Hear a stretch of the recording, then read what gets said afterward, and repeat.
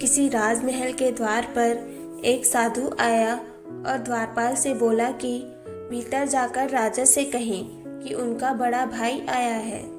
द्वारपाल ने समझा कि शायद ये कोई दूर के रिश्ते में राजा का भाई हो जो सन्यासी लेकर साधुओं की तरह रह रहा हो।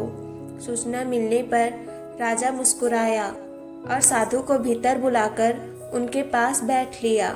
साधु ने पूछा, कहो अनुज, क्या हाल चाल है तुम्हारा? मैं ठीक हूँ, आप कैसे हैं भैया?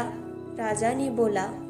साधु ने कहा, जिस महल में मैं रहता था वह पुराना और जर्जर हो गया है, कभी भी टूटकर गिर सकता है। मेरे 32 नौकर थे, वे भी एक एक करके चले गए। 5 रानियां भी वृद्ध हो गई है और उनसे कोई भी काम नहीं होता। यह सुनकर राजा ने साधु को 10 सोने के सिक्के देने का आदेश दिया। साधु ने 10 सोने के सिक्कों को कम बताया।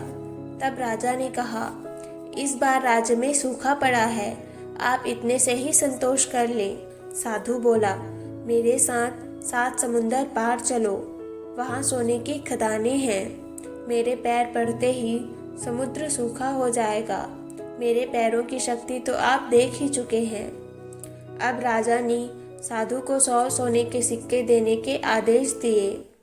साधु के जाने के बाद मंत्रियों ने आश्चर्य से पूछा, क्षमा कीजिएगा राजन, लेकिन जहाँ तक हम जानते हैं आपका कोई बड़ा भाई नहीं है, फिर आपने इस ठग को इतना इनाम क्यों दिया? राजन ने समझाया, देखो, भाग्य के 2 पहलू होते हैं, राजा और रंग। इस नाते उसने मुझे भाई कहा। जर्जर महल से उसका आशय उसके बूढ़े शरीर से था।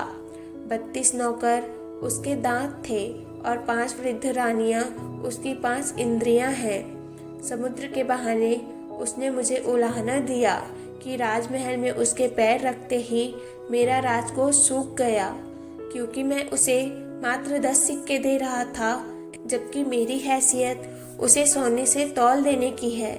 इसलिए उसकी बुद्धिमानी से प्रसन्न होकर मैंने उसे 100 सोने के सिक्के दिए और कल से मैं उसे अपना सलाहकार नियुक्त करूँगा। दोस्तों, इस कहानी से हमें यह सीख मिलती है कि किसी व्यक्ति के बाहरी रंग रूप से उसकी बुद्धिमत्ता का अंदाज़ा नहीं लगाया जा सकता।